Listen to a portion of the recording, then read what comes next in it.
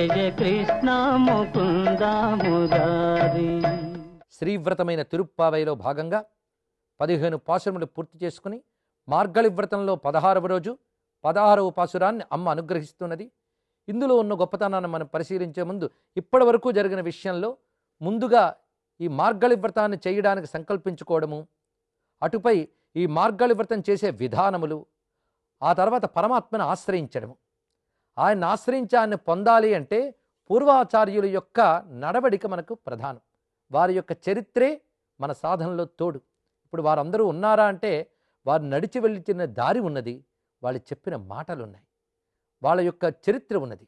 ఆ చరిత్ర వాళ్ళ బోధ అంటే బోధ గాథ ఈ రెండు మనకు తోడవాలి. అలా తోడుగా ఉంటే ఆచార్యులు తోడున్నట్టే. ఆచార్యుల అనుగ్రహం పొంది ఇప్పుడు భగవంతుని యొక్క దివ్య మంగళ ద్వారం వద్దకు వచ్చారట. అంటే ఆచార్యులు తోడు ఉంటే గాని అక్కడికి చేరలేం. స్వామివారి భవనం దగ్గరికి వచ్చారు. శ్రీకృష్ణ పరమాత్మ యొక్క దివ్య భవనం దగ్గరికి మనం అందరం ప్రవేశించాం అమ్మ గోదాదేవి యొక్క సాయంతో. ఆ భవన ద్వారములు మూసి ఉన్నాయి. ద్వారం వద్ద కాపలాదారు ఉన్నాడు. నందరాజు సామాన్యుడా, మొత్తం వ్రజభూమికి ఆయన నాయకుడు. ఆయన పుత్రుడు ఈ మహారాజు యువరాజు. నిజానికి యువరాజుగా కనబడుతున్న మహారాజు ఆయనే.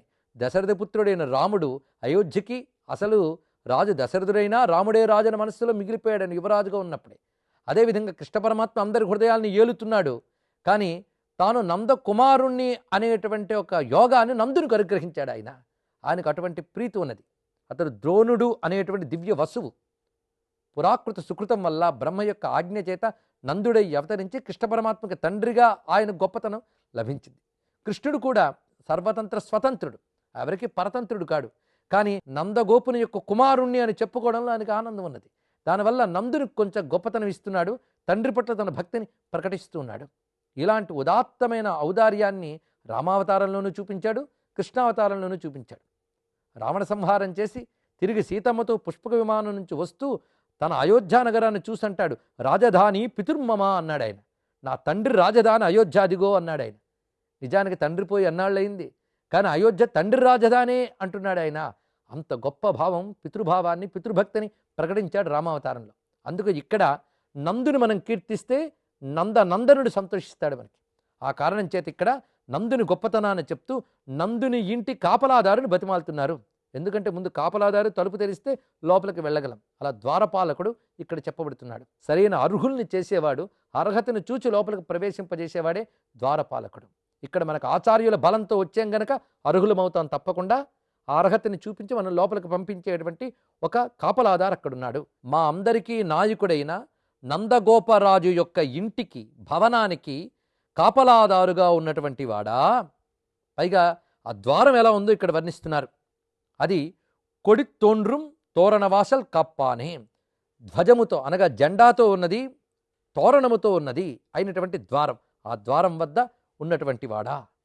పైగా ఆ ద్వారానికి వేసిన తలుపులు ఎలా ఉన్నాయంటే మణికదవంతాళ్ తెరవాయ్, అంటే ఆ మణి కవాటము, మణులతో పొదిగినటువంటి తలుపులని తెరువు, దాని యొక్క గడియని తీయు అంటున్నారు ఇక్కడ. అంటే ఆ ద్వారములు చక్కగా, ఆ తలుపులు ఇవన్నీ మణులతో ప్రకాశిస్తున్నాయి. అంతకుముందే మణుల కవాటంతో ఉన్న గోపకాంత గురించి చెప్పుకున్నాం. మరి నందగోపరాజు ఇంటి తలుపులు మణులతో ఉన్నాయడం ఆశ్చర్యం ఉన్నది.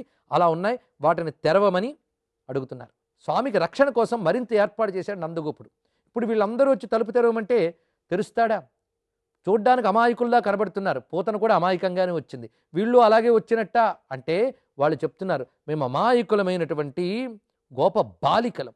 అందుకే ఆయరు చిరుమయ్యరో ముక్కు అన్నప్పుడు ఇక్కడ మేము కేవలం గోప బాలికలము.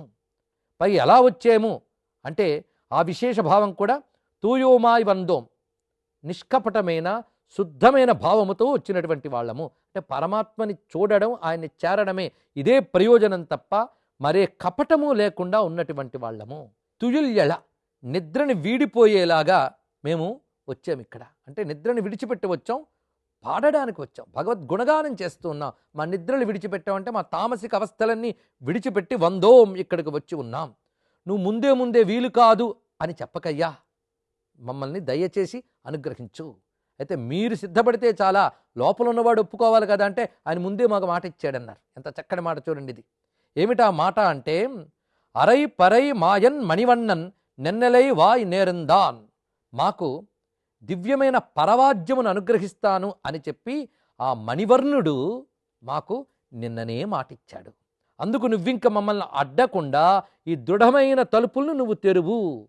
ఎంతగా మనం సాధన చేసినా భగవంతుడి దగ్గరికి వచ్చేటప్పటికి ఎక్కడో ఒక అడ్డంకి ఉంటుంది. ఆ అడ్డంకి మనం తెరవలేం, భగవద్ అనుగ్రహమే తెరవాలి. ఆయన అనుగ్రహం వల్లనే ఆ అర్హత చూసి తెరుస్తాడు అక్కడుండే కాపలాదారు. అది ఇందులో ఉన్నటువంటి భావం. ఆ విధంగా ఆ దివ్యమైన భవనంలో ప్రవేశించాలని ద్వారపాలకుడిని అడుగుతున్న అమ్మకు నమస్కారం చేసుకుంటూ ఆండాళ్ తిరువడిగలే శరణం.